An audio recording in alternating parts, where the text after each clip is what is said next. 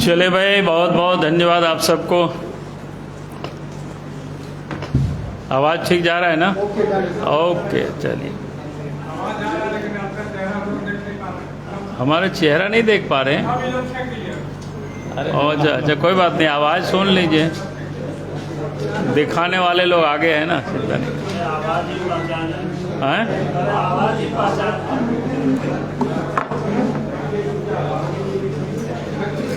आप सब लोगों के संज्ञान में बातें आ गई है और मैं उसी बात को दोहरा रहा हूँ,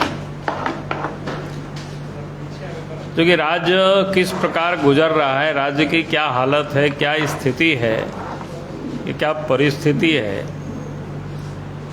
वो आप समझ सकते हो। आज के तारीख में कोई भी व्यक्ति सरकार के विरोध में है या बोलते हैं, लिखते हैं, तो वो सुरक्षित नहीं है। उनके पीछे भी किसी न किसी पुलिस पदाधिकारी को हेमंत सोरेन लगा रखे हैं, ताकि उनकी हर गतिविधि पर नज़र रखी जा सके। यानी इसको एक प्रकार से कह सकते हैं जासूसी करना। और जासूसी कराना एक तो व्यक्ति की जो निजता है उसका हनन होता है।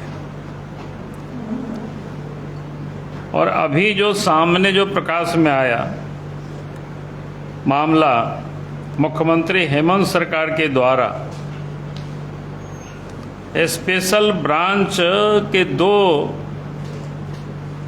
पुलिस सब इंस्पेक्टर को चंपई सोरेन के पीछे लगा करके जासूसी करा रहे थे, जो दिल्ली में पकड़े गए। जानकारी तो यहां तक मिल रही है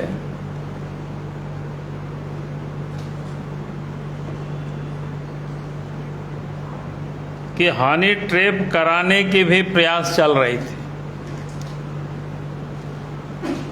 और उसके लिए भी किसी महिला को लगा रखा था। तो ये मामला काफी गंभीर मामला है, कोई सामान्य घटना ये नहीं है। क्योंकि चंपई सोरेन राज्य के मुख्यमंत्री भी रहे हैं और इस वक्त भी वो राज्य के मंत्री है, कैबिनेट मंत्री है।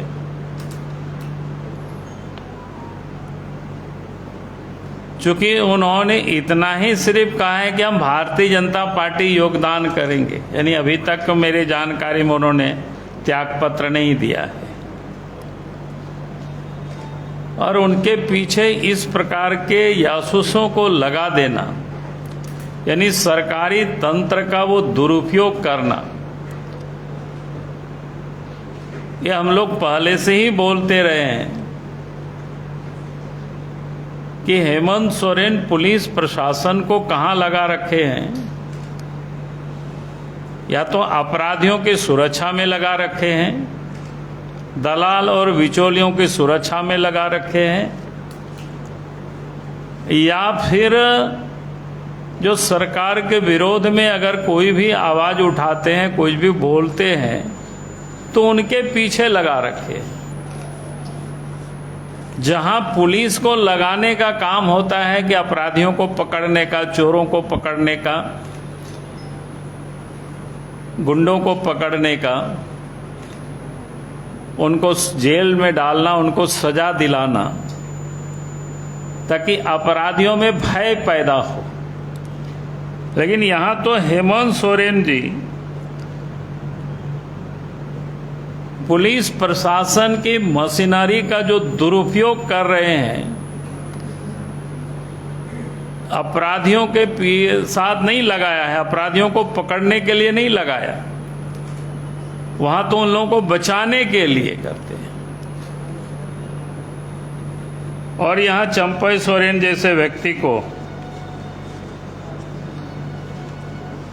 जो उनके पिता तुल्य हैं, समझिए उनके पिताजी के साथ काम किया, अगर उसको भी नहीं छोड़ सकते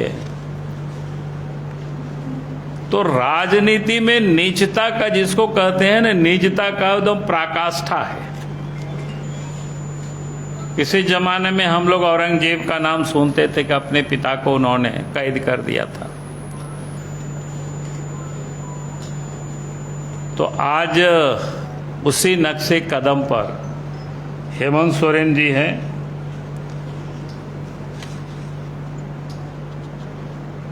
तो आज मैं कह रहा हूं कि ये जो अपनी राजनीतिक हित को साधने के लिए पुलिस प्रशासन की वो दुरुपयोग कर रहे हैं, और हमें तो यहां तक जानकारी मिली है, नेताओं की तो करते ही करते रहे हैं, अब तो अपने कैबिनेट में लोगों के ऊपर भी ये कर रहे हैं।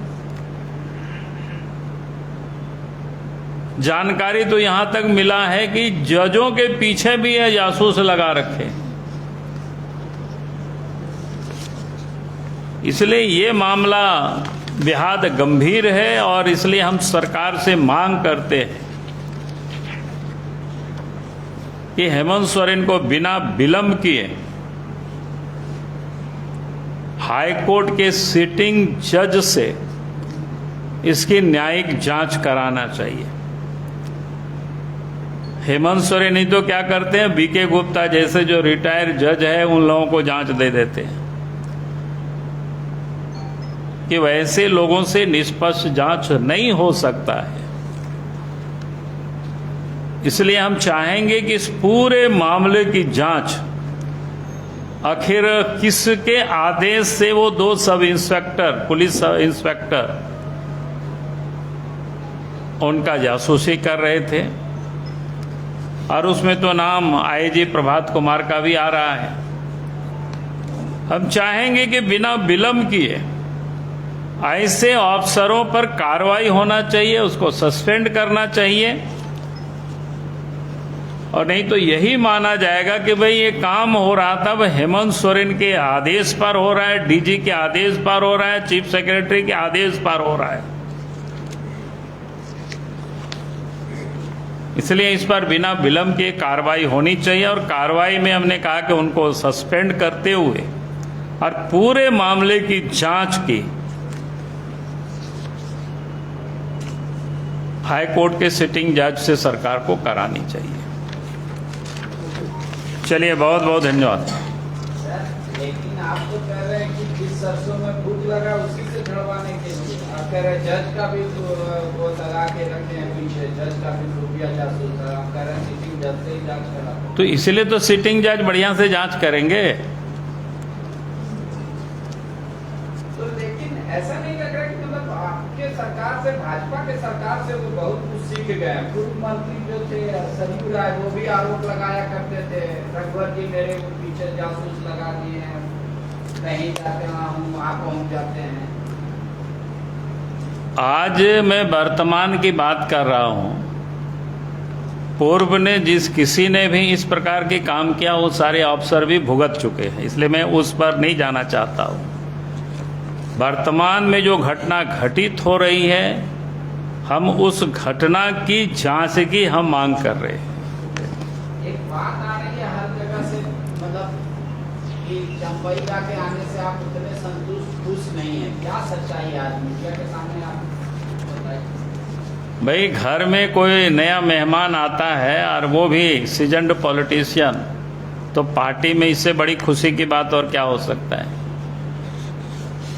वजह क्या लग रही है? देखिए, वजह इतना ही नहीं है, वजह ये है कि उनको किसी हनी ट्रैप में फंसाने का था। इसलिए मैं कह रहा हूं न्यायिक जांच होनी चाहिए, जो जानकारियां मिल रही है। तो ये बड़ा गंभीर मामला है। अगर कोई भी राजनीतिक व्यक्ति राजनीतिक तरीके से लड़ते हैं, अगर इस निजता तक कोई उतर आवे, तब तो ये बड़ा घटिया है। यानी किसी की इज्जत को बाजार में नीलाम कर देना होता है इसको। तो इसलिए हमने कहा कि भाई इस सारे मामले की जांच होगी तो उस दिन उस होटल में कौन कौन लोग ठहरे हैं सब कुछ पता चल जाएगा। लेकिन कैबिनेट मंत्री हैं वो, दिल्ली से उनको मिलता है, झारखंड भवन से ये स्पेशल ब्रांच, पीएसओ, गार्ड, तो सरकार तो पता करना चाहेगी, तो उन्हीं से पूछ लेगी कि कहाँ है चंपईदा, कौन कौन आए, मिलने किससे मिला, फिर अलग से टीम भेजने की क्या आवश्यकता लगी? अरे वही तो मैं कह रहा हूं ना, इसीलिए तो जांच होना है। ऐसे हम सब लोग कहीं भी जाते हैं, हम लोगों के साथ भी स्पेशल ब्रांच रहता है, राज्य सरकार की होती है। लेकिन अगर अलग से कोई व्यक्ति ताक झांक कर रहा है, उसके लिए लगाया गया है, तो इसका मतलब क्या है? इसी की जब न्यायिक जांच होगी तो भी ये पता चलेगा कि आखिर वो लोगों ने किनके कहने पर और फिर क्यों कर रहे थे इस प्रकार की। प्रधानमंत्री जी से आप मुलाकात किए, क्या बात हुई सर? मुझे लगता है कि आज तो इतना ही। प्रधानमंत्री जी से, जो कि देश के प्रधानमंत्री है और पार्टी के भी लीडर है, विधानसभा का चुनाव होना है, झारखंड की राजनीति के संदर्भ में कुछ बातें हुई, कुछ उनसे मार्गदर्शन लिए। दस्तावेज आप उनको सौंप रहे थे, दिखा रहे थे। अब ये दस्तावेज आप लोगों को थोड़े बताएंगे। अब कम से कम नहीं पूछना चाहिए क्या दस्तावेज उनको सौंपे। चंपईदा मेहमान के तौर पे नहीं आए हैं, हाँ, मेहमान के तौर पे नहीं आए हैं चंपईदा। मेहमान आने से खुशी होता है, मेहमान तो कुछ दिन में चले जाते हैं। ये क्या? हम अस्थायी तौर पे आ रहे हैं, सदस्य बन के। क्या हम समझे नहीं? चंपईदा अस्थायी तौर पे आ रहे हैं मेहमान। हाँ तो अस्थाई होता है ना यार, कोई शादी ब्याह होता है तो मेहमान ही बोलते हैं ना, उस समय अस्थायी रूप से आते हैं, तो उस समय कितना धूमधाम से स्वागत होता है। 30 तारीख को देखिएगा धूमधाम से स्वागत होगा। कहाँ पांडे जी चक्कर में फंसे हुए।